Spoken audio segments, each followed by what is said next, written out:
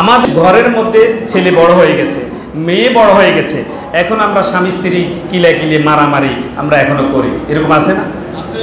তো কেমন লজ্জার বিষয়, যখন ছেলে মেয়ে ছিল না তখন ছিল এক ধারা, এখন ছেলে বড় হয়ে গেছে প্রাপ্তবয়স্ক, মেয়ে আপনার অন্য ঘরের স্ত্রী হয়ে চলে যাবে, এখন আর ছেলে মেয়ের সামনে স্ত্রীকে থাপ্পড় দিচ্ছে, স্ত্রী স্বামীকে অসম্মান করতেছে, স্বামী স্ত্রীকে মানে তুচ্ছ তাচ্ছিল্য ঘরের ভিতরে। এই যে একটা সংসার, এটা যে একটা সংসার এটা বোঝাই যাচ্ছে না। এই জন্য আল্লাহর ওয়াস্তে যাদের স্ত্রী আছে আর যে সকল স্ত্রী মা বোনরা যারা শুনছেন, আপনাদের স্বামীকে সম্মান করবেন।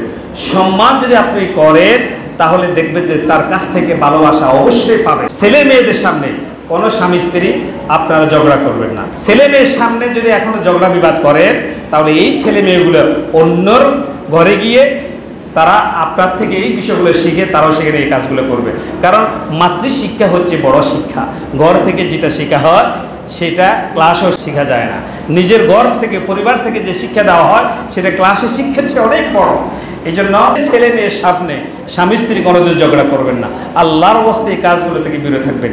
এখানে যারা আছেন এই মুহূর্তে যাদের স্ত্রী আছে, আপনারা যারা এখনো পর্যন্ত স্ত্রীদের সাথে ঝামেলা করছেন, যারা কারণে ঝামেলা করছেন তারা জানেন কিন্তু আমি আল্লাহর ওয়াস্তে বিনয়ের সাথে সামাজিক শৃঙ্খলা আর আপনাদের পারিবারিক সুখ শান্তি, ছেলে মেয়েদের ভবিষ্যতের কথা চিন্তা করে আল্লাহর ওয়াস্তে আপনারা এটা থেকে ফিরে আসেন। আপনারা ঝামেলার দিকে যাবেন না, বোঝার চেষ্টা করেন, একজন আরেকজনকে বোঝে, নিজের সমালোচনা নিজে করেন। এটা বলেন আমারও তো এই দোষ আছে, আত্মসমালোচনা করেন, তাহলে আল্লাহ রাব্বুল আলামিনের পক্ষ থেকে শান্তি আসবে। আল্লাহ তাআলা আমাদের সবাইকে সাংসারিক জীবনের বিশৃঙ্খলা থেকে আল্লাহ আমাদেরকে হেফাজত করেন, বলেন আমিন।